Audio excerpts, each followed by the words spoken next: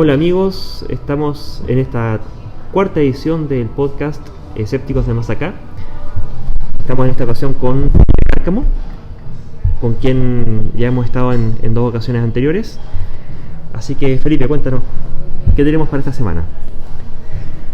Primero que todo, un gusto estar de vuelta en esta cuarta edición de Escépticos del Más Acá. Me tuve que ausentar en la última que realizamos, no estuve, pero quienes estuvieron lo hicieron bastante bien. Hubo algunos problemas de sonido, pero en realidad el contenido siguió siendo interesante como en las ocasiones anteriores, al menos desde mi punto de vista.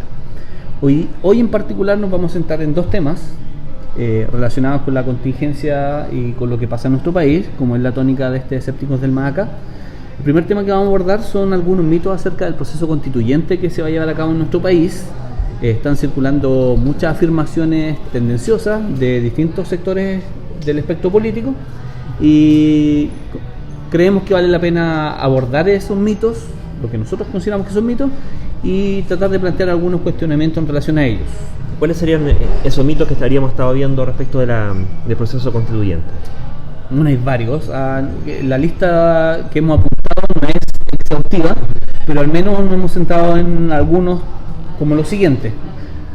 Por ejemplo, algunas personas haciendo gala de una fe digna de los mejores creyentes, plantean que con una nueva constitución prácticamente se podría solucionar, si no todos, al menos la mayoría de los problemas que tiene nuestro país. ¿Ya? Pensar que la nueva constitución va a solucionar todo o buena parte de los problemas que tiene nuestro país. Ese creo que es uno de los mitos que circulan desde ciertos sectores políticos. O su contraparte, que no va a solucionar nada, ¿cierto? Exacto. Y otro mito también es precisamente considerar que una nueva constitución no soluciona absolutamente nada y que no tiene ninguna utilidad realmente. O sea, estamos en presencia de una clásica falsa dualidad. En plena regla. En ese caso específico, sí. En honor a la verdad, hay que decir que entre esos dos extremos hay un montón de posturas bastante más razonables también. Sí. Pero nosotros nos queremos centrar en estos extremos porque precisamente son las posiciones más cuestionables. Otro de los mitos también. Hablemos de esta primera y después seguimos por el siguiente. Ya, partamos con ese tema. ¿Qué podríamos decir al respecto? Bueno, lo primero creo que hay que reconocer que es un mito, creo que yo de todo lo que hemos visto acá, creo que es el más difícil de desmontar, para ambos lados, ¿ya? Tanto así que se han hecho chistes al respecto, este chiste de que esta sería la constitución de Schrödinger, ¿cierto? Que es tan irrelevante modificarla que no va a mejorar nada, entonces por lo tanto no hay que hacer nada, pero al mismo tiempo es tan grave si se modifica que va a ser el fin de Chile, ¿cierto? Algo entre medio, hay un superpuesto intermedio.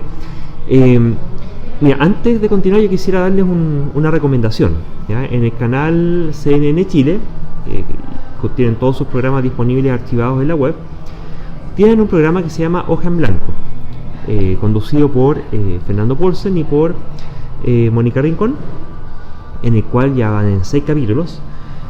Invitan a expertos, constitucionalistas y gente del rubro en general, y hacen entrevistas in extenso. O sea que muchas cosas las que yo pudiera decir en esto en realidad estoy repitiéndolas como alumno que aprendí de esos programas, ¿ya?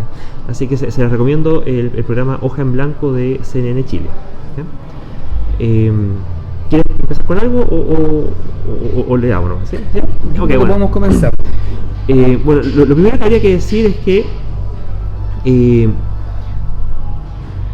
si uno quiere constatar de si acaso es efectivo o no es efectivo que la Constitución impacta en cuestiones de la vida cotidiana, no hace falta hacer un ejercicio de mera imaginación, ¿ya? Bastaría en principio con revisar las actas y los fallos del Tribunal Constitucional para ver sobre qué temas están fallando.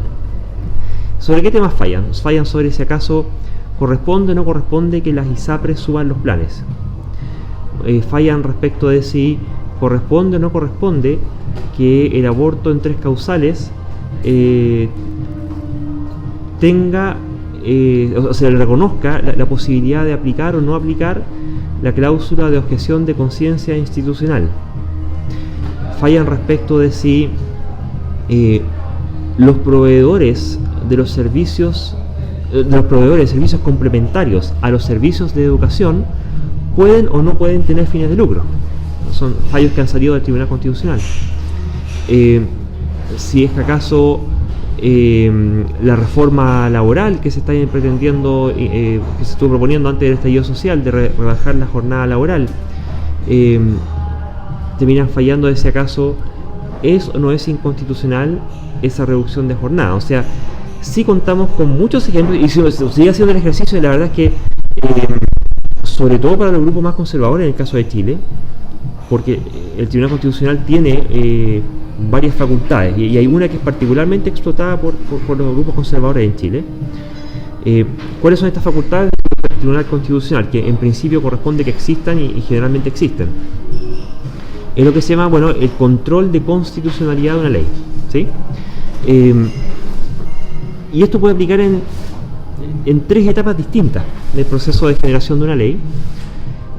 Voy a ir de la más tardía a la más temprana. ¿Ya? La más tardía es cuando hay una ley que cuando es aplicada a una persona, para el caso específico de la persona, pudiera o no ocurrir que lo que esa ley dice contravenga algún derecho constitucional de la persona para el caso particular de la persona, ¿ok?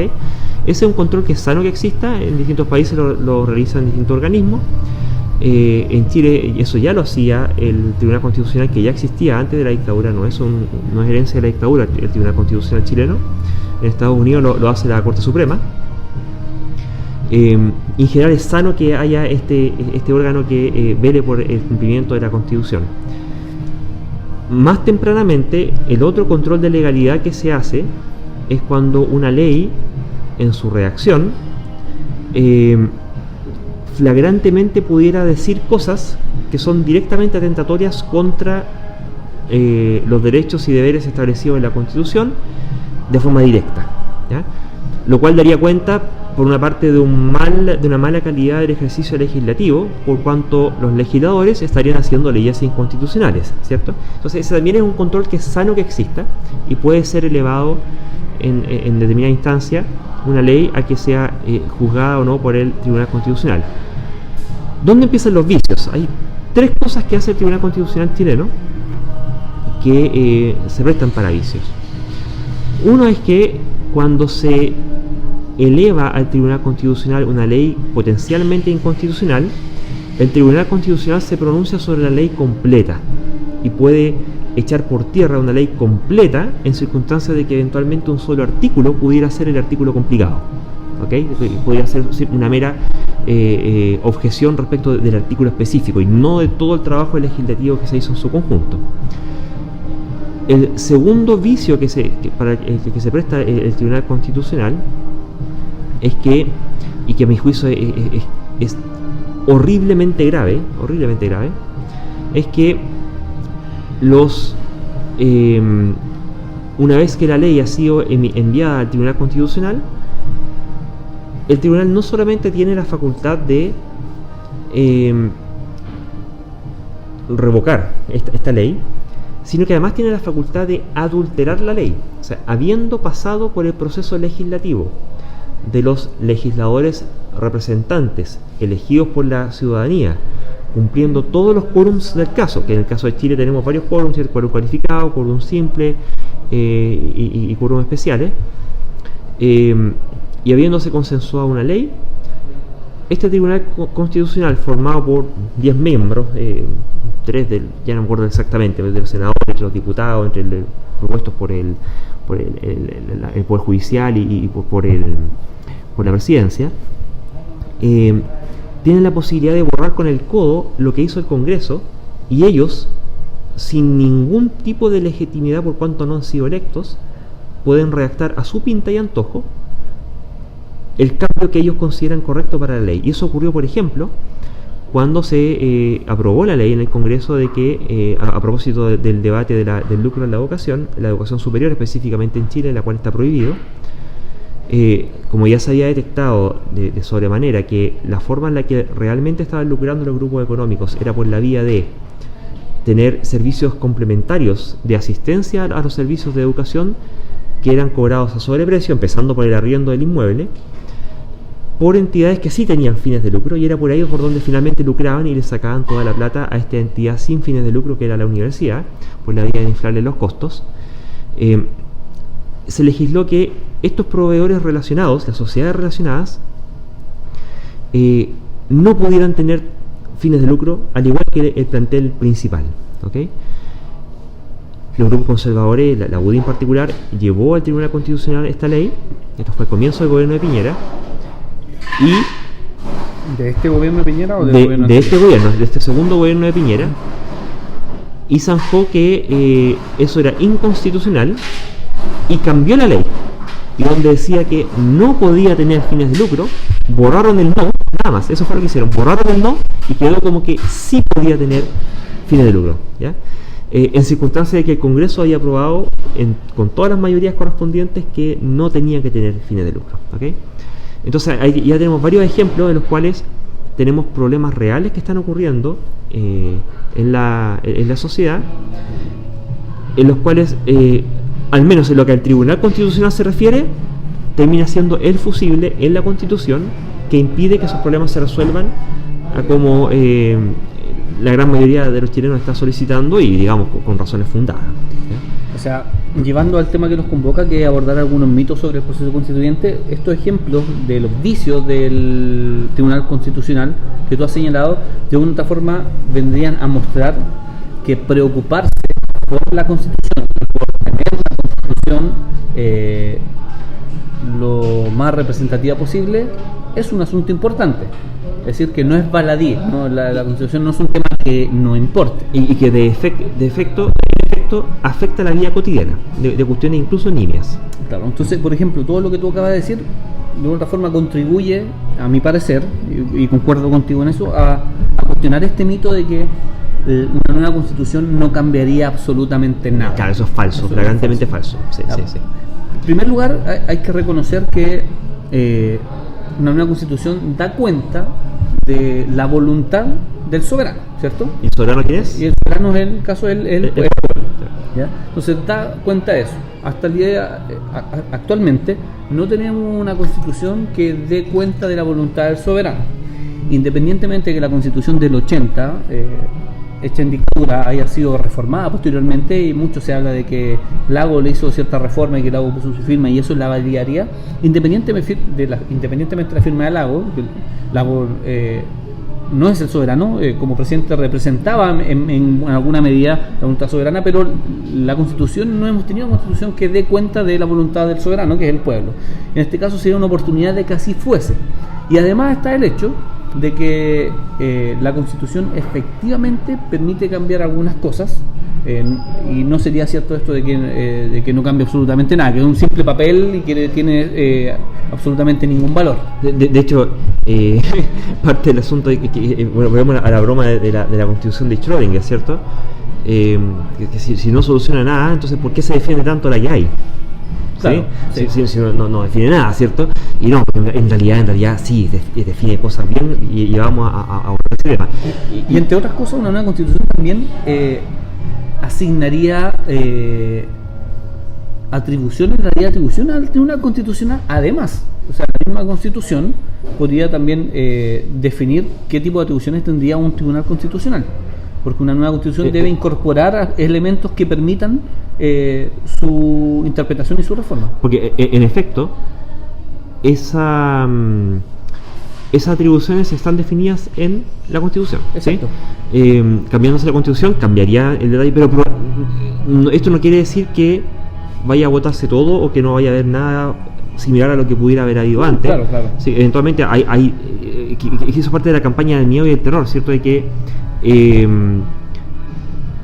como se ha planteado lo que se llama la hoja en blanco, que ¿qué es lo que significa la hoja en blanco? Significa que en este nuevo proyecto de constitución no hay una constitución preescrita, sino que se parte desde cero, en el sentido de que se escribe todo de nuevo, pero Chile no parte de cero, ¿cierto? Hay academia desarrollada, hay corrientes ideológicas desarrolladas, hay corrientes de pensamiento, hay consenso desarrollado, y va a haber nuevamente muchas cosas que van a volver a ser parecidas a las que hay, porque son relativamente estándares en el corpus constitucional a nivel mundial, ¿ya?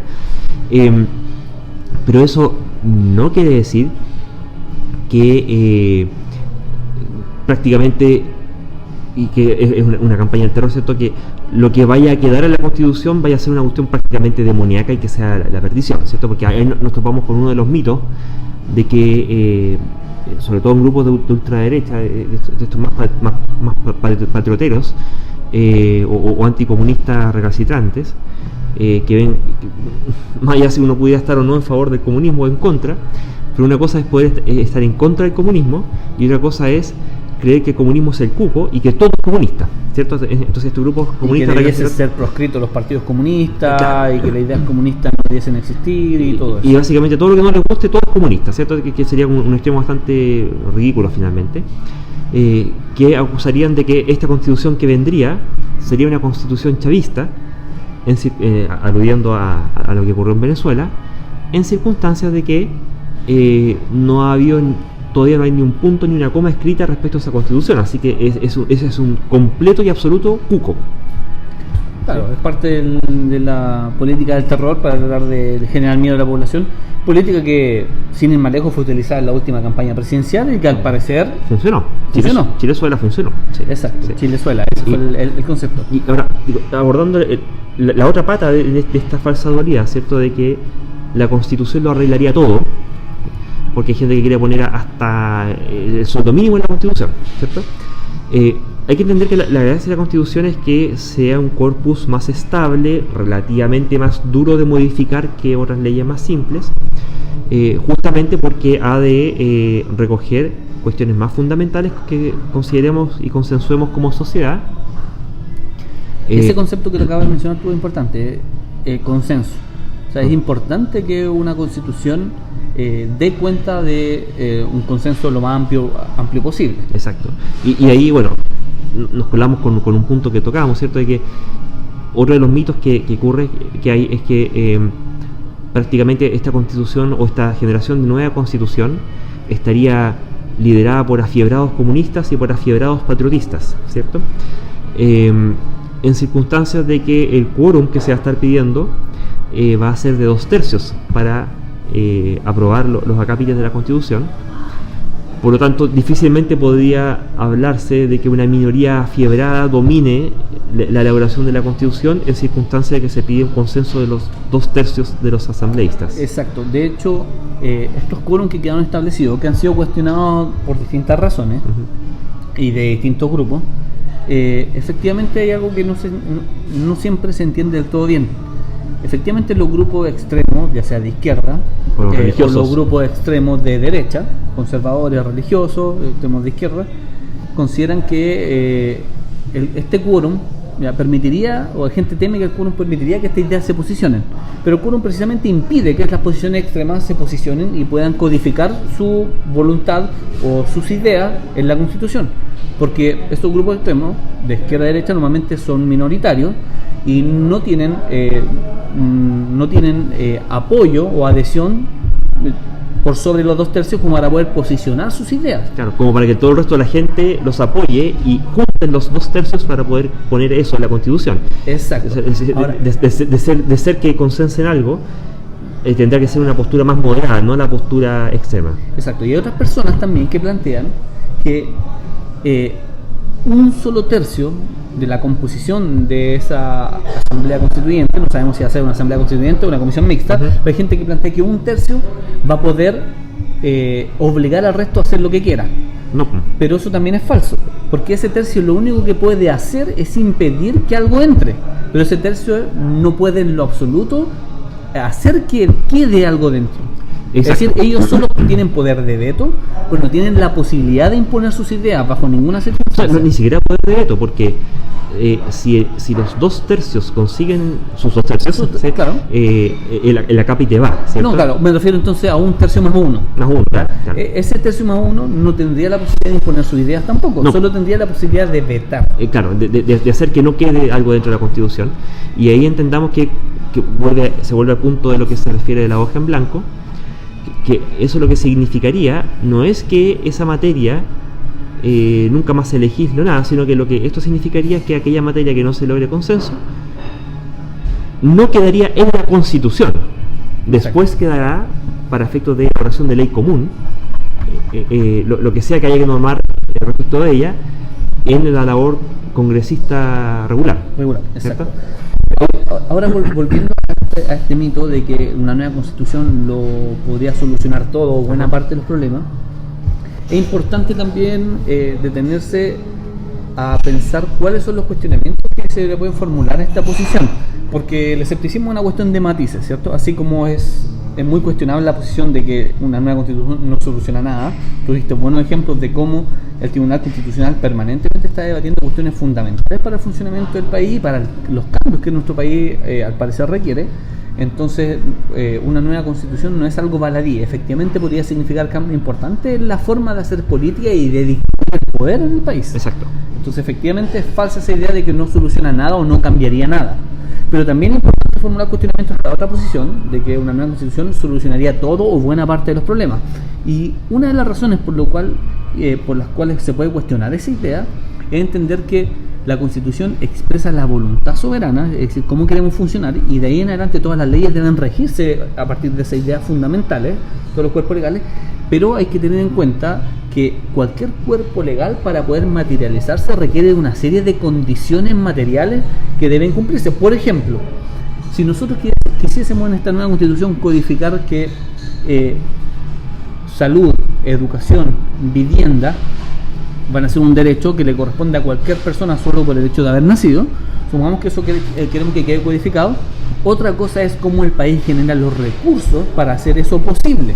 Por lo tanto, una cosa es la expresión de voluntad y de deseo, y otra también son las circunstancias materiales, ¿ya? Y no digo materiales en un sentido refiriéndome solo a los monetarios, ¿cierto? Materiales en general, que hacen posible que eso sea real y se materialice. Entonces es importante tener en cuenta que junto con codificar los cambios constitucionales que consideremos pertinentes como país, necesitamos generar las condiciones culturales, políticas y económicas para que esos cambios se puedan materializar. Por supuesto, y respecto a esas condiciones políticas, aparecen estos otros ejemplos de cuestiones que hoy son problemas, pero que son problemas a nivel de ley, no a nivel de constitución. Por ejemplo, tenemos todo el tema con el código minero. Hay temas ahí de evasión de impuestos, mineras que no pagan impuestos, contaminación, niveles de producción, etcétera. Pero eso está en el código minero, eso no está en la Constitución. Exacto. ¿Ya? Y para modificar eso se requerirá, no sé si quórum calificado o supra quórum, pero no se requiere quórum constitucional. O sea, eso es algo que podría solucionarse dentro de la Constitución actual, al menos ciertos aspectos, no todos. Cosas que sí están en la Constitución, el tema de la propiedad privada del agua. Somos país único en el mundo respecto de eso. Exacto. Donde hay derecho de propiedad privado sobre el agua. No obstante, el Código de Agua es materia de ley. El cómo se fiscaliza. Los recursos asignados para fiscalizar la efectiva materialización de las leyes que ya existen. Algunas leyes son buenas, pero no se fiscalizan, ¿cierto? Eso depende de voluntad política, y ahí cabe sospechar derechamente la intencionalidad de no asignar suficientes recursos para fiscalización de diversos tipos de leyes. Exacto. Y esos serían temas que perfectamente podrían solucionarse dentro de la Constitución actual, con las leyes actuales, con los quórums actuales del Congreso actual, cambiando las leyes que actualmente tenemos. Claro. Ahora, de todas formas, aún haciendo esa distinción que tú haces, que no todo requiere quedar codificado en una Constitución, hay cosas que requerirían simples cambios legales que se pueden hacer con el trabajo regular del Parlamento, ¿cierto? Aún teniendo en cuenta esa distinción, es importante entender que cualquier cuerpo legal, sea constitucional o ley simple, requiere condiciones materiales para que eso se dé en la realidad y eso se cumpla. Voy a dar dos ejemplos concretos de lo que acabo de decir. Por ejemplo, la Constitución actual planteaba y establecía que la educación no podía ser con fines de lucro. Sin embargo, hubo todo un aparataje industrial que hizo que las cosas terminaran siendo muy distintas a como la misma Constitución lo señalaba. Exacto. ¿Por qué? Porque no había condiciones políticas ni económicas, ¿ya?, que permitieran que lo codificado en la Constitución, que era que la educación no podía ser con fines de lucro, fuera realmente así. Es decir, ciertos grupos económicos y políticos se bypasearon o se desentendieron de lo que la Constitución dice para hacer finalmente lo que querían. Entonces ahí tengo un ejemplo concreto de cómo algo que estaba codificado en la Constitución no se llevaba a cabo porque la voluntad de ciertos sectores que tenían suficiente poder así lo dispusieron. Otro ejemplo de lo mismo, y con este ejemplo termino, otro ejemplo de lo mismo es que la Constitución actual también habla del cuidado del medio ambiente. Exacto. Y todos sabemos que en Chile ha habido un montón de proyectos, no solo hidroeléctricos, sino que de distinto tipo, que han provocado serios problemas en distintas zonas de nuestro país, incluso en sitios que eran sitios de conservación de especies, sitios que eran santuarios de la biodiversidad, y aún así se han hecho proyectos que han terminado afectando esos entornos y esos nichos ecológicos.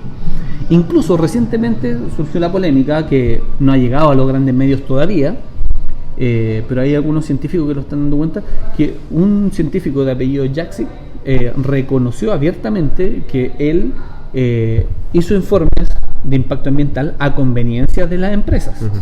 Y él lo reconoció abiertamente, y hay un video donde él aparece reconociéndolo, y ha generado una polémica en ciertos grupos científicos que han denunciado lo que este tipo hizo y dijo, y además como esto revela que en la misma universidad a veces se prestan para hacer eso.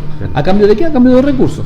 Entonces ahí tenemos otro ejemplo concreto de cómo algo codificado en la Constitución actual tampoco se materializa, porque finalmente hay grupos de poder, grupos de presión, que terminan haciendo lo que ellos quieren y desentendiéndose de lo que las leyes y la Constitución misma señalan. Claro. Y ahí es donde empieza a pasar la cuenta una cuestión que es más sistémica. Por una parte, de relevancia lo que ha sido el financiamiento ilegal de campañas políticas, que es un eufemismo para decir, no un eufemismo, sino que ese fue el mecanismo que se utilizó en Chile finalmente para instaurar la corrupción política, derechamente, ¿ya? Pero hay cuestiones sistémicas, como por ejemplo el hecho de que en nuestra Constitución actual los mecanismos de administración política definidos en la Constitución actual, o sea, básicamente qué tipo de elecciones hay, a quiénes se elige por mucho tiempo que imperó el sistema binominal, etcétera, fomenta y fue mañosamente diseñada para que el resultado de esa operación electoral fuera un Congreso con una determinada composición política. Y no es casualidad entonces que después las leyes o las comisiones investigadoras tuvieran cierto sesgo, cierto grupo económico en particular, y el bolito, la inercia, eso venía dado por la Constitución, es el gran trampolín que tenían para poder hacer ello. Todo lo que ha sido la zona de sacrificio de Quintero Puchuncaví, por ejemplo, se reduce a normas técnicas. Tú podrías poner a nivel de ministerio o superintendencia de salud, tú podrías definir los parámetros ambientales de los niveles máximos permitidos de determinados contaminantes y punto, lo sacas por decreto. Por simple normativa. Por simple normativa, bastando la mera firma del ministro, punto. Siendo que además incluso la Corte Suprema en este caso falló que estas industrias deben dejar de contaminar. El tema es que no cuentan con las herramientas jurídicas para forzar la realización de ello, ¿sí? Pero ¿qué ocurre? Que si cambias de sopetón esos parámetros ambientales sin una estructuración más sofisticada, efectivamente vas a producir un impacto económico importante, y resulta que la Constitución actual, el primer valor que defiende es el de la propiedad privada. Y ahí empiezan a saltar la serie de dispositivos que la actual Constitución tiene, y que no fue casualidad que los tuviera, fueron ex profeso así diseñados, claro. Y no fue casualidad que en qué contexto esa Constitución fue aprobada, para impedir justamente este tipo de soluciones finalmente. Entonces hay todo un universo de posibles soluciones, o un universo de posibles soluciones que están impedidas por la Constitución actual y que ninguna ley va a poder soslayar. Por ejemplo, el mismo hecho de la crisis política que estamos actualmente viviendo, en buena parte está dada porque tenemos un sistema hiperpresidencialista, donde el presidente tiene demasiadas facultades, y hay muchas cosas que son problemáticas del país que en última instancia dependen de que sea el presidente nuestro que la resuelva, ya sea por incompetencia, ya sea por conflicto de intereses. En la medida que no lo haga, todos estos problemas se le revientan al presidente, y eso impacta como ya hemos visto, digamos, en sus bajísimos índices de aprobación y altísimos índices de rechazo, pero además deja entrampado la posibilidad de solucionarlos, porque todas las posibles soluciones han de ser impulsadas, aprobadas y no vetadas por el mismo presidente que es parte del problema. Exacto. ¿Cierto? Él modula el ritmo finalmente de las acciones que el país emprende. Y eso está codificado en la Constitución. Entonces, podrían haber un sistema semipresidencial con ciertas facultades delegadas en otro tipo de órganos colegiados, parcialmente designados, parcialmente electos, en fin, una serie de otras cuestiones, de modo que el resto del país sigue funcionando aun cuando puedas tener algún problema en algún rubro. Esa flexibilidad no existe, y eso fue exprofeso hecho para que en realidad, bueno, cuando fue hecha esta Constitución, el objetivo era que Pinochet pudiera pasar a ser presidente legítimamente electo, y cuando él estuviera en el poder pudiera ser prácticamente un mini monarca. Entonces hace esta figura cuasi monárquica en la presidencia de la República, en el caso chileno, que bueno, no salió Pinochet, salió otro presidente, entonces cualquier presidente que sea termina siendo un cuasi monarca en Chile. Y termina entrampándose todo el posible abanico de posibles soluciones que pudiera haber y que en otros lugares del mundo existen, dado los amarres constitucionales o la falta de diversidad de soluciones posibles que faculta esta Constitución. Sí, en relación a este mito que venimos abordando últimamente, que una nueva Constitución lo solucionaría todo o buena parte de los problemas del país, lo estamos abordando como un mito. También creo necesario plantear una cosa que no toda la gente suele tener en cuenta. Hagamos ficción. Supongamos que nuestro país, luego de este proceso constituyente, logra tener una constitución digna de un país del primer mundo, una constitución que efectivamente esté bien diseñada, que efectivamente sea de consenso y tenga respaldo ciudadano. Supongamos que esa maravillosa constitución logramos generarla a partir de este proceso constituyente. Pues la pregunta es: ¿qué sería del país teniendo una constitución muy bien diseñada, pero a la vez no tiene fuerzas de orden, fuerzas armadas que sean capaces de mantener el orden público, que funcionen de manera profesional, competente, para generar las condiciones que una democracia requiere?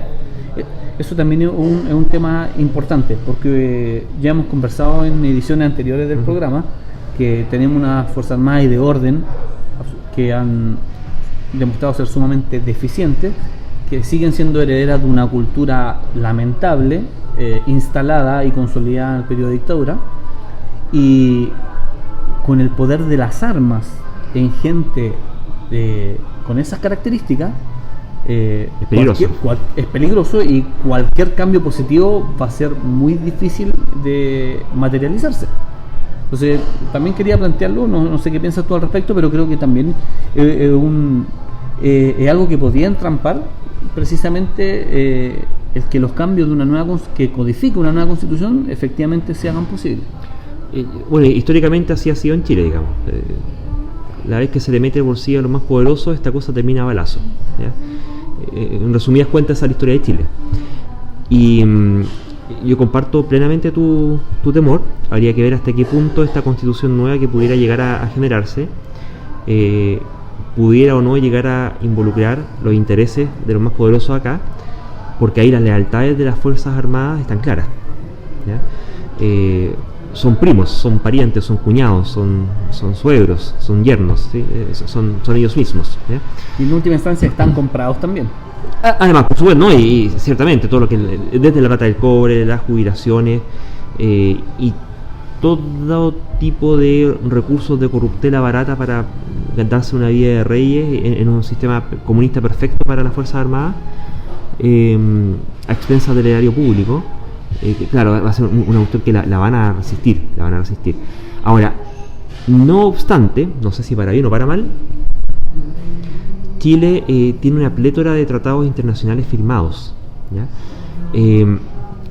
Dentro de los cuales cuentan aquellas convenciones internacionales de derechos humanos, derechos del niño, derechos sexuales y reproductivos, etcétera, y que tanto nuestra constitución actual como la legislación actual está retrasada y al debe respecto de su actualización para estar a tono con aquello a lo que nos comprometimos con los tratados internacionales, ¿ok? Y la nueva constitución que se redacte, primero va a dar una buena oportunidad para poder ponernos actualizados a los tratados que ya tenemos comprometidos y ratificados, pero que además en esos mismos tratados se incluyen ciertas salvaguardas, por ejemplo la propiedad privada, que aquí es muy fuertemente resistida en Chile. Entonces, por muy creativa que quiera ser en la Constitución, la verdad es que tanto que temer respecto de el resguardo de la propiedad privada, desde el punto de vista de quienes detentan mucho, yo creo que no hay tanto que temer, ¿ya? No tienen tanto que temer, porque hay tratados internacionales, ¿ya? Para bien o para mal. Por una parte, lo que sí pudieran tener que temer es que eventualmente los mecanismos actuales que garantizan privilegios sí pudieran verse severamente afectados, ¿ya? Quizás ahí va a haber un balance en ese sentido. No, y me atrevería a decir que en este país la preocupación de los sectores el sector económico de poder no es solamente la preocupación, no es solamente el resguardo de la propiedad privada, sino que creo que hay buenas razones para decir también que su preocupación es el resguardo de ciertos privilegios que existen. Es eso, exacto. Sí, al final esa riqueza no solamente se mantiene intacta, sino que se acrecienta de forma proporcionalmente grande y acelerada. La concentración. Y esa concentración no es casual y no es mérito de ellos. Hay temas estructurales que están ahí codificados que lo permitan, exactamente. Claro. Es esa ganancia la que pudieran echar de menos. Claro. Pero de todas formas, ¿concuerdas tú en que contar con fuerzas de orden y fuerzas armadas profesionales que estén claramente bajo el mando del poder civil es una condición importante para que cualquier constitución que pergeñemos luego de este proceso pueda derivar en una sociedad mejor? Totalmente. Entonces, al final de cuentas, la democracia no es solo elecciones, ¿cierto? Sino finalmente es el imperio del derecho, un derecho humanitario, ¿sí? Y en la práctica, el paso cero o paso uno con el cual tú te enfrentas con el poder del Estado, que su deber es garantizar y asegurar el cumplimiento de esos derechos, es con la fuerza pública. Ellos son los que siguen a los asesinos, a los ladrones, ¿cierto? Van a buscar a la gente prófuga, imparten justicia finalmente. Entonces, si eso falla, falla todo. ¿Sí? Entonces, ¿qué diferencia eso de la selva? ¿Sí? Sería una selva con una constitución que sería meramente un adorno, a la cual nadie le haría caso y que el Estado no tendría la... Ese era el punto que quería llegar precisamente, y importante tener en cuenta. Bueno, y eso, a propósito de toda esta escalada de violencia que ha habido, que ha sido coligada a las protestas sociales, pero que nuevamente de forma mañosa se ha buscado confundirla, ¿cierto? Como que la protesta social es lo mismo que la violencia, que el saqueo y que el destrozo. No son lo mismo, no obstante se dan en conjunto, ¿cierto? A propósito y aprovechando la instancia de protesta social, otros grupos con otros intereses hacen los desmanes que han sido y que han provocado los grandes problemas económicos que estamos teniendo en este momento. También es importante mencionar la violencia que viene de la sociedad civil, y creo que también ahí se comete un error y se es responsable al meter toda esa violencia en un mismo saco también. Uh-huh. Entiendo lo que tú dices, no es lo mismo violencia que protesta social, yo concuerdo plenamente con la distinción que tú haces, pero también cuando hablamos solo de violencia hay que hacer, creo, también algunas distinciones. Por ejemplo, hay cierta violencia que es defensiva ante los abusos de las fuerzas policiales y que es legítima y que eso es legítima finalmente. Exacto. Entonces también es importante tener en cuenta. No estoy con esto queriendo decir que toda la violencia de los sectores de la sociedad civil en el marco de las protestas sociales es legítima. No, estamos hablando de legítima defensa. Exacto. No estoy diciendo que toda sea legítima, porque cualquier persona podría tomarlo interpretar en ese sentido mi observación, y claro, yo no estoy diciendo que toda esa violencia sea legítima en ningún caso, pero sí es importante hacer la distinción. Claro, cuando la Fuerza Armada deja de ser Fuerza Armada para comportarse como delincuentes, finalmente la violencia que ejerza cierta porción de la sociedad civil que actúe en defensa a esa acción de la Fuerza Armada, es legítimo. Totalmente legítimo. Eso es importante tenerlo en cuenta también. Pasando, te propongo que pasemos a otro de los mitos, y el último que nos va quedando antes de pasar al segundo tema. Otro mito que ha sonado últimamente es manifestar que se relaciona con lo que estábamos hablando recién, que la violencia que ha existido desde que se inició el estallido social en nuestro país invalidaría cualquier posible proceso constituyente. Uh-huh. Es un argumento que ha sido esgrimido desde la derecha. Uh-huh. Lo han planteado que la violencia no permite que se lleve un proceso y que ese proceso sea legítimo. Uh-huh. Eso es lo que han planteado, pero también ese mismo argumento ha sido ocupado por algunos grupos de izquierda también, uh-huh, que han planteado que el acuerdo por la paz que se firmó, ¿cierto? Uh-huh. Que se firmó en el Congreso y que permitió que se iniciara un proceso constituyente en nuestro país, algunos plantean que ese acuerdo, al ser realizado en un contexto donde había estado de emergencia y además donde hubo toque queda, algunos grupos plantean de que fue legítimo y que la derecha impuso ese acuerdo con la fuerza. O sea, ese argumento lo han esgrimido desde izquierda y desde derecha. Claro. Entonces, no sé qué piensas tú sobre eso. También lo planteamos aquí como un mito o como un argumento un poco falaz, pero sería bueno que entraremos en el detalle. ¿Qué piensas tú al respecto? Sí, yo creo que es un mito, califica como mito, y es un mito bastante odioso, y tanto lógica como éticamente, ¿ya? Desde el punto de vista lógico, mezcla varias falacias juntas, es realmente una obra de arte, ¿ya?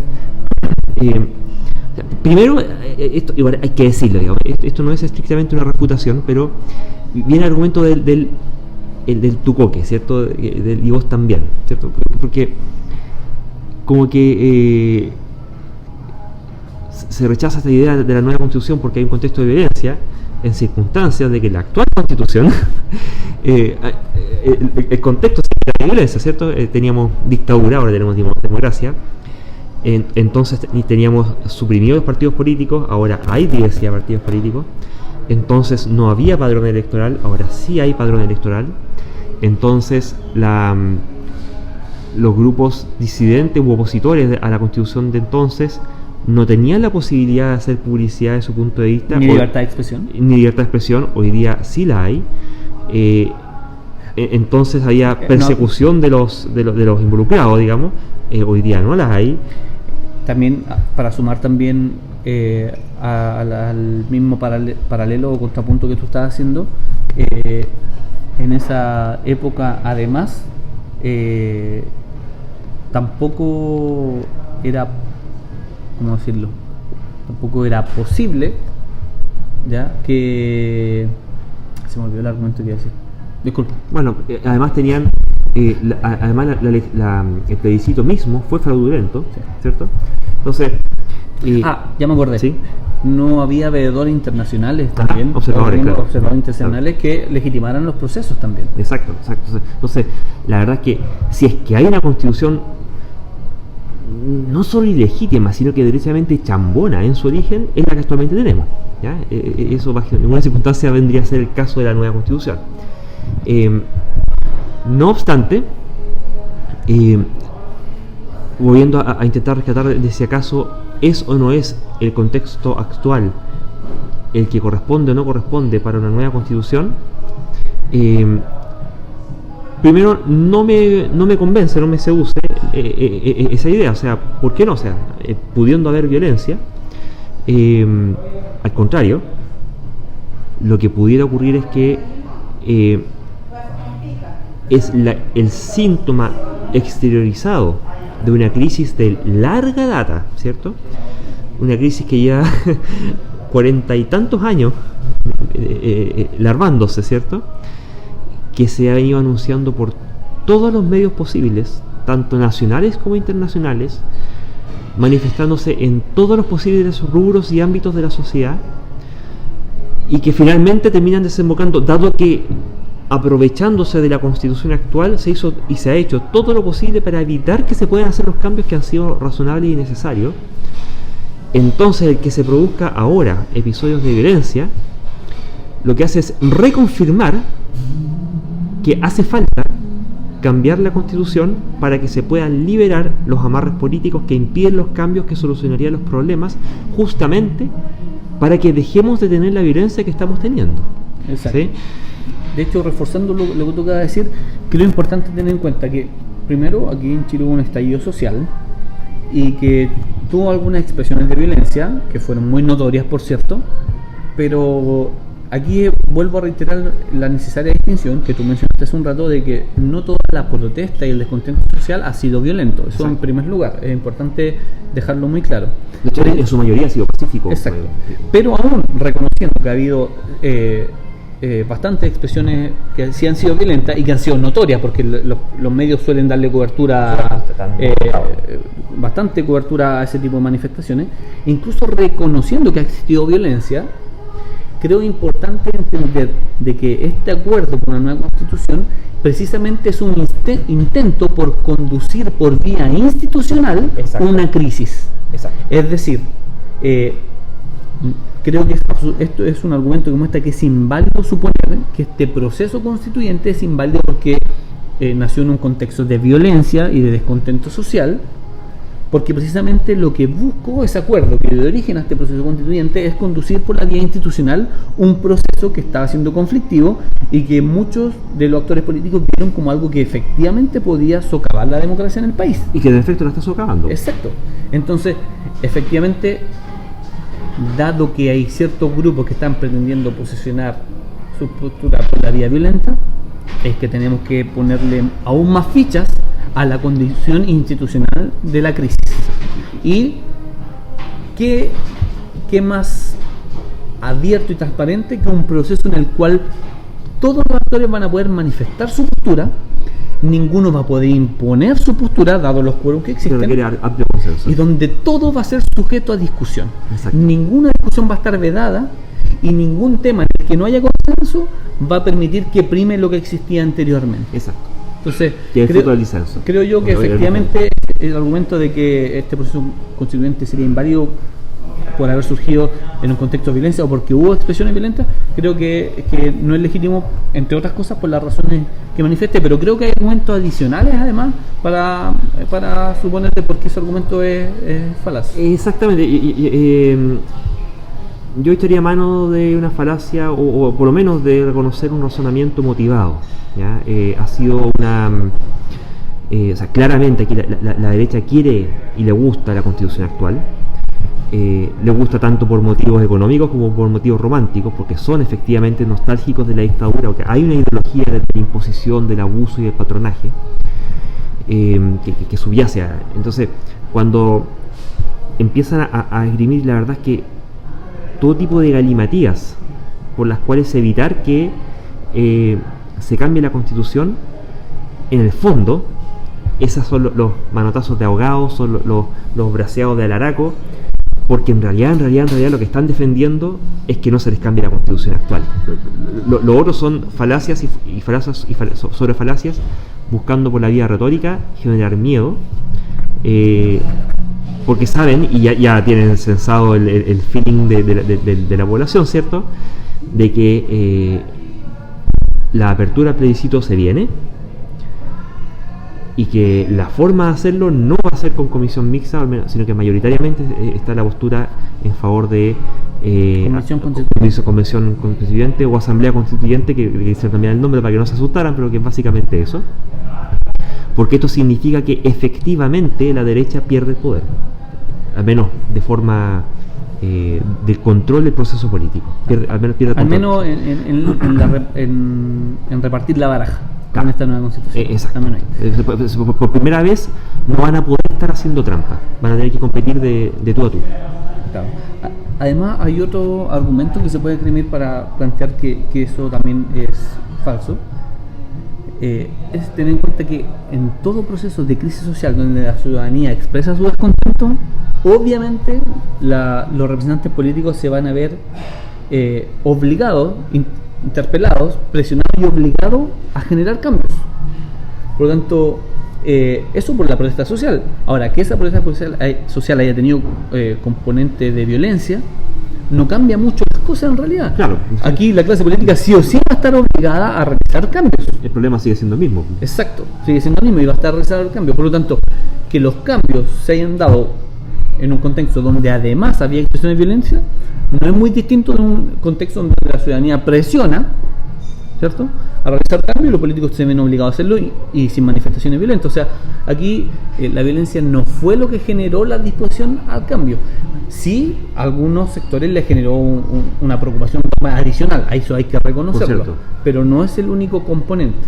Y lo otro que creo que es importante tener en cuenta, que esa violencia, porque algunos dicen que ciertos partidos, el Frente Amplio o de izquierda, de los representantes políticos, presionaron a través de la violencia. Eso es suponer que ellos tenían el control de esa violencia. Exacto, siendo que están tan desprestigiados como los otros. Efectivamente, ellos no tenían control de lo que la ciudadanía hacía, ni de las protestas pacíficas, ni de las protestas violentas. Le pasaron por el lado. De hecho, la última encuesta ratifican que la clase política a nivel transversal está deslegitimada. Exacto. Lo que hicieron esos grupos políticos es lisa y llanamente presionar porque la contraparte, la derecha, los sectores conservadores, se abrieran al cambio, porque supieron leer que la ciudadanía estaba descontenta y requería esos cambios. Y lo supieron leer, entre otras cosas, porque estaba un poco alineado con sus posiciones, y hay que decirlo también. Estaba alineado con las posiciones de esas agrupaciones políticas, pero en ningún caso es que ellos controlaran la violencia y que lo usaran casi como una pistola encima de la mesa para decir: ustedes están obligados a hacerme caso. Claro. Eso es irreal. No ahí nadie controlaba esa violencia. Exacto. Nadie.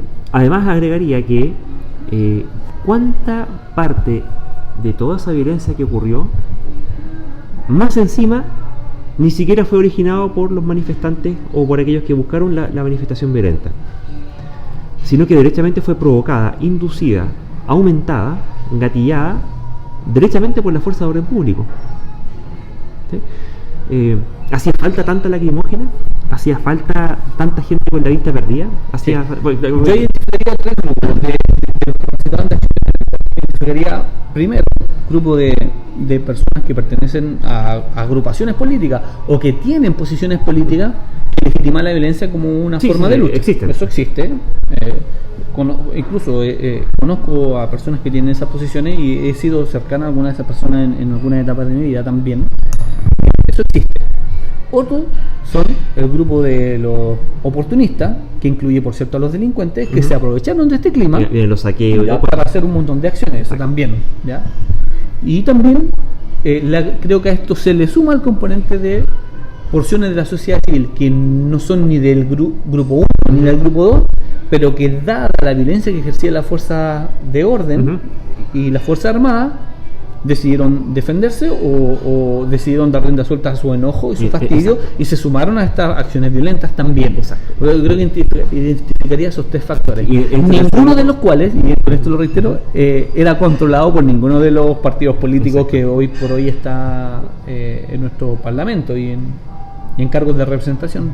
Y ese tercer grupo no se lo hubiéramos ahorrado en buena medida si es que hubiéramos tenido una policía profesional que no hiciera represión ilegítima y por tanto delictiva y violadora de los derechos humanos en contra de los manifestantes pacíficos. Por cierto. Entonces, claro, buena parte de la violencia, porque ahora viene la pregunta, bueno, ¿qué estamos llamando a violencia? Es violencia cuando rompen y saquean un supermercado, exactamente, y es una violencia ejercida por delincuentes, derechamente. Es violencia cuando hacen una barricada y cortan el tránsito, ¿sí? Es violencia también cuando Carabineros detiene a un delincuente, pero es una violencia que es legítima. Pero también es violencia cuando el carabinero que detuvo al delincuente después lo golpea y lo tortura y lo deja malherido, y eso es una violencia que es totalmente ilegítima. También es violencia ejercida por Carabineros. También es violencia cuando tienes Carabineros reprimiendo a manifestantes inocentes, impidiendo su derecho a la expresión política, finalmente, ¿ya? Sí. Más encima, no cometiendo ningún delito, ¿sí? Por represión, sí. por el gusto de reprimir, ¿sí? por el castigo a la protesta. Y donde, que es en particular, además, donde se cuenta la mayor cantidad de gente que hemos sido famosos a nivel mundial, con lesiones oculares, y tenemos varias decenas de personas con la vista totalmente perdida, una buena cantidad, más de varias decenas de personas con pérdida de la vista en un ojo, en uno de ellos, y llegamos al centenar de personas con lesiones oculares en algunos, con algún grado claro, en distintos grados.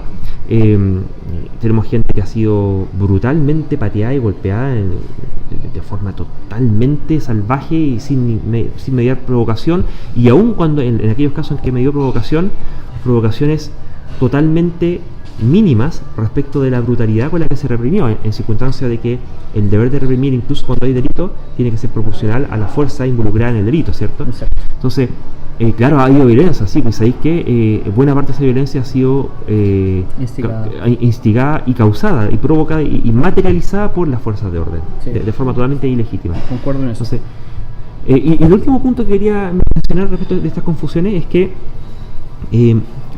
se habla mucho de que esta nueva constitución sería muy mala, ¿cierto? Primero haciendo notar que, oye, no se ha escrito ni un punto ni una coma de esa constitución, así que ¿cómo puede decir que es buena o que es mala? Punto uno, ¿cierto? Y cargándole, porque van a ser dos plebiscitos, ¿cierto? Va a ser plebiscito de entrada, donde se va a decir si es que se aprueba el proceso, la apertura del proceso constituyente, o si se rechaza, y por tanto nos quedamos necesariamente con la constitución actual, versus la segunda elección que va a ocurrir en aproximadamente 2 años, cuando se cuente con la propuesta final de la constitución elaborada por el grupo constituyente, que va a ser lo que se llama el plebiscito de salida, en donde se va a aprobar o rechazar la constitución entonces redactada. Echar miedo ahora al plebiscito de entrada respecto de los peligros de la nueva constitución es lisa y llanamente una mentira y es una campaña del terror, porque la elección o el plebiscito en la cual esa disquisición va a importar no es la de ahora, la de abril, sino que va a ser la de 2 años más en el plebiscito de salida, cuando la constitución esté finalmente redactada, y ahí vamos a poder saber si que la constitución vale o no vale la pena y si se aprueba o se rechaza. A fin de cuentas, si esa constitución no nos satisface, tendremos ocasión de manifestarlo. Exacto. Y ese es el punto, ¿no? Exacto. Que no están teniendo en cuenta algunos grupos con esta campaña del terror. En campaña del terror, y esa campaña del terror que es mentirosa obedece a que no quieren cambiar la constitución actual y punto. Ese es todo el tema. Entonces, y ahí yo creo que haría una invitación, ¿ya? Es que ¿qué confianza me merece alguien que está defendiendo a punta de mentiras flagrantes, a punta de una campaña del terror flagrante, una cuestión que en principio debiera ser legítima y que si tuvieran buenos argumentos debiera bastar con que argumentaran con la verdad? No obstante, lo hacen apiñando falacias, desinformando, haciendo campaña del terror y mintiendo. A mí me cabe honestamente la duda de si acaso lo que están defendiendo son intereses honestos. Yo creo que no. No, comparto tus sospechas, pero efectivamente lo importante es hacerse esa pregunta que tú estás planteando. Y para finalizar con este tema, porque ya hemos abordado varios de los mitos que han circulado en torno a este proceso constituyente que va a llevar a cabo en nuestro país, no hemos sido exhaustivos ni hemos pretendido serlo, pero abordamos algunos de los que más están circulando. Es importante señalar que la posibilidad de que un país elabore una nueva constitución para dar expresión a la voluntad soberana, a la voluntad del pueblo, es algo absolutamente normal en la teoría liberal de la democracia. Y la teoría liberal de la democracia sin duda no es homologable ni al comunismo ni a ultraizquierda. Claro. Eso es algo que muchas personas olvidan. Muchos de nuestra derecha se dicen liberales, claro, pensando de seguro en la libertad económica. Exacto. Pero no reconocen que la posibilidad de dotarse una constitución que surja del pueblo es algo absolutamente normal en la teoría liberal de la democracia, que rige a las democracias maduras que tiene todo Occidente, ¿ya? Incluyendo Estados Unidos, por cierto. Por lo tanto, es importante resaltar ese punto, y creo que con eso podemos ir dando cierre a este tema. Solamente para dar un dato, a nivel mundial, cada 1 o 2 años se están celebrando cambios de constitución en distintos países del mundo. No siempre el mismo país, sino que recogió todos los países del mundo. Cada 1 o 2 años hay un nuevo país que tiene otra constitución. Es mucho que pasa todo el tiempo. Es importante para ponerlo en perspectiva, para que no creamos que abrir un proceso para definir una nueva constitución es casi como caer en picada al Averno. Exacto. Que es lo que algunos plantean. Es lo que han planteado, sí, efectivamente. Exacto. Bueno, pasando a otro tema que que en alguna medida se relaciona con la anterior también. Tú me comentabas antes de que estuviésemos grabando el programa que cierta organización, cierta institución realizó una investigación a nivel mundial y también tiene cierto alcance por países, y en particular para Chile ese estudio arrojaba algunas cifras preocupantes, entre ellas que el 70% de la población chilena no es capaz de detectar noticias falsas y que un 42% de la población chilena no cuestiona lo que lee por internet. Claro. ¿Qué puedes decir tú frente a eso, tú que tienes un poco más claro los datos de esta... Mira, no en detalle, pero un poco más claro. Claro, esto fue un estudio hecho por Kaspersky Labs. Kaspersky es una empresa que es conocida por el antivirus, probablemente muchos lo tienen instalado, lo usan, pero en realidad es una firma de ciberseguridad en general. Y el tema de las noticias falsas, ¿por qué aparece? Porque es muy prima hermana de un tipo de noticia falsa con propósitos cibernéticos delictivos, ¿ya? Si yo quiero infectarte con un virus para tomar control de tu computador y estafarte y hacer cosas por todos lados, hay múltiples estrategias para ello, pero una de ellas es mandarte mails con spam, con enlaces, porque tú pinchas, descargas un virus y te infecta. Y aparece la variante, bueno, ¿cómo hago yo para que tú pinches ese enlace y leas mi email si ya estás más entrenado a que no tienes que hacerlo? Así que te llega un mail de alguien desconocido, ¿cierto? Bueno, una de las estrategias que se utiliza es que se cuelgan de eventos de conmoción pública. Ahora, no sé, un terremoto en Jamaica y Cuba. Entonces te llega un mail con el video del terremoto. O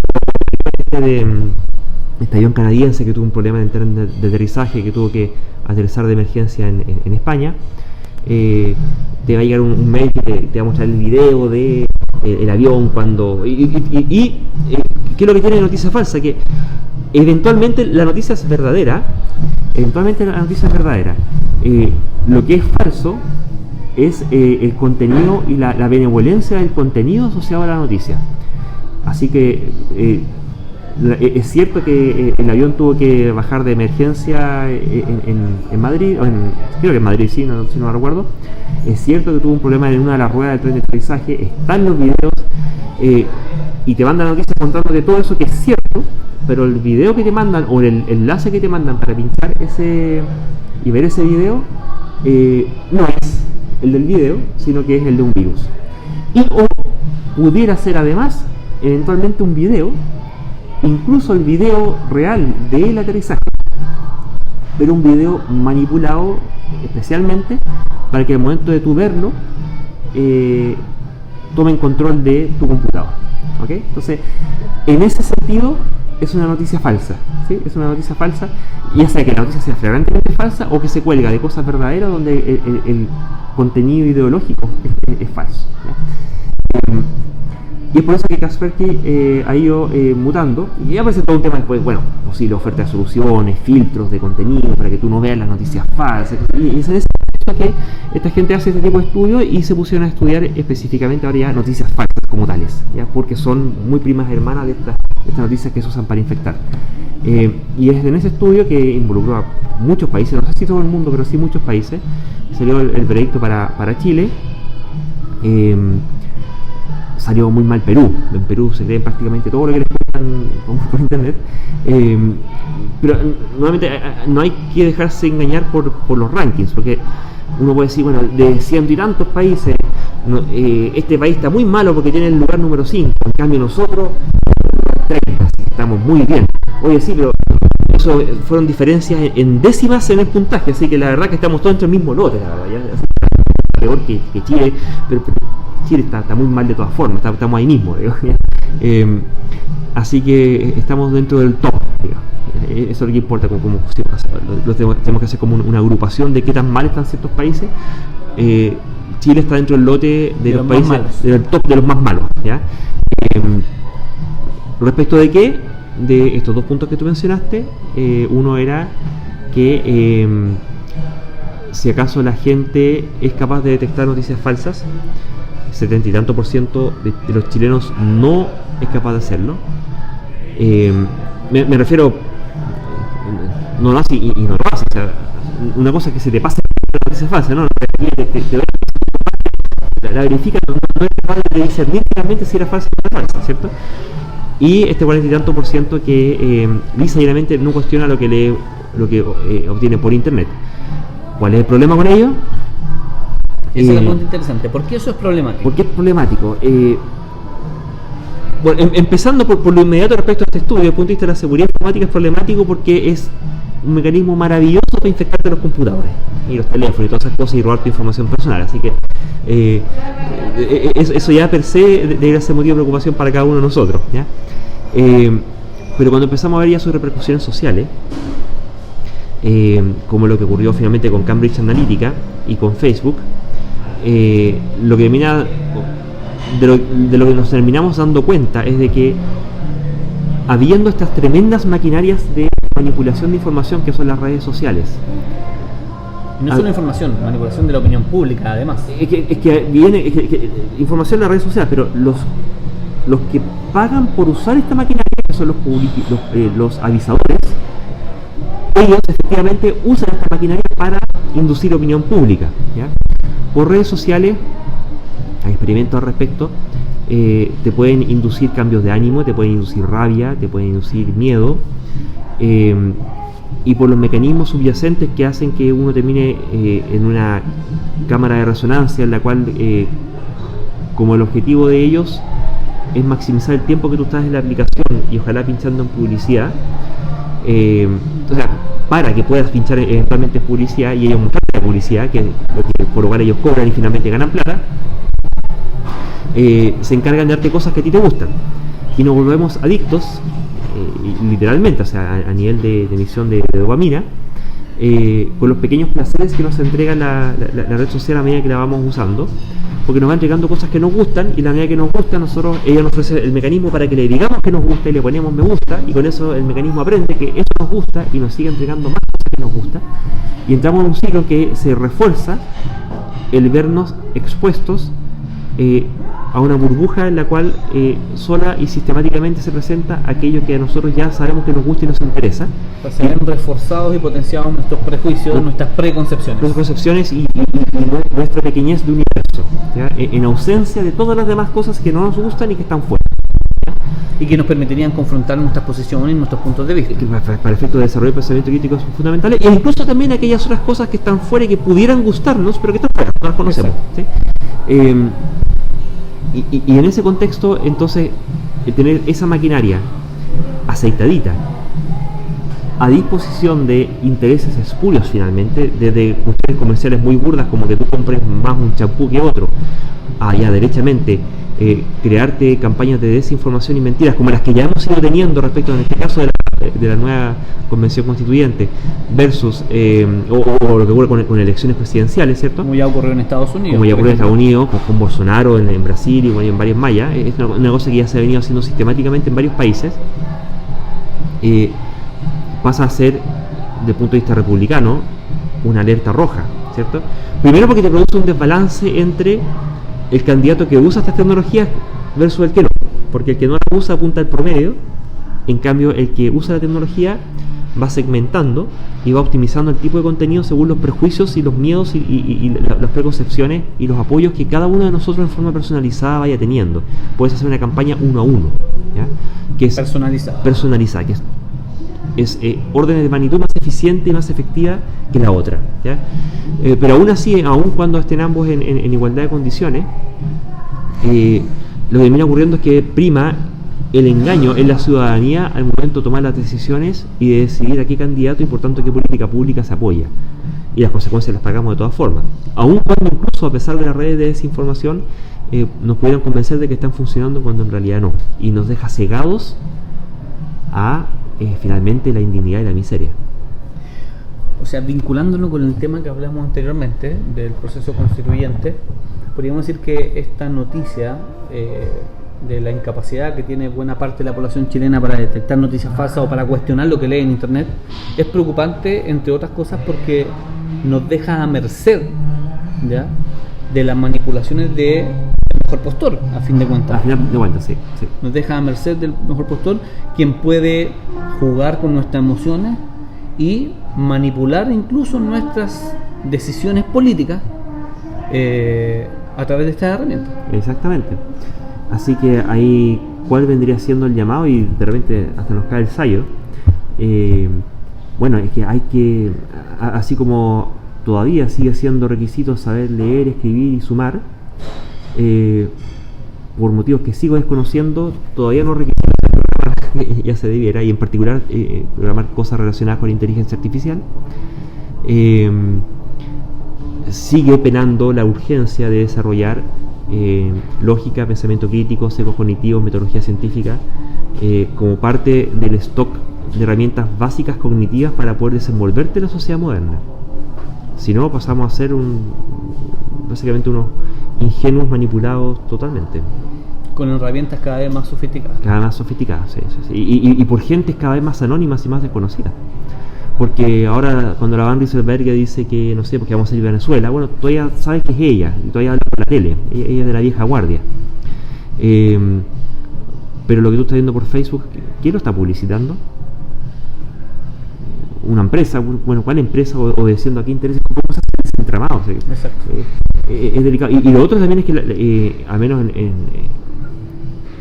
en funcionamiento clásico, la propaganda política y el debate político es público. Entonces todos conocen los argumentos del contendor, aún los malos argumentos también, y las mentiras también, todas las conocen. En cambio, con la campaña personalizada, yo te puedo contar una mentira, no queda ningún registro de esa mentira, y nunca nadie supo que votaste en base a la mentira. Exacto. Es terrible, terrible. Sí. Bueno, interesante tema. Bueno, con este tema podríamos ir cerrando el día de hoy. Y no sé si quiere agregar un comentario final. Creo que estamos con eso. Van quedando siempre detalles en el tintero, pero ya vamos a tener una próxima oportunidad. Así que gracias, Felipe, por tu compañía. Le agradecemos a vosotros vuestra audiencia. Como siempre, los dejamos invitados también a escuchar nuestro podcast El Poder de la Duda, visitar nuestro sitio web www.aech.cl y seguimos en contacto por redes sociales hasta un próximo episodio. Muchas gracias y hasta la próxima.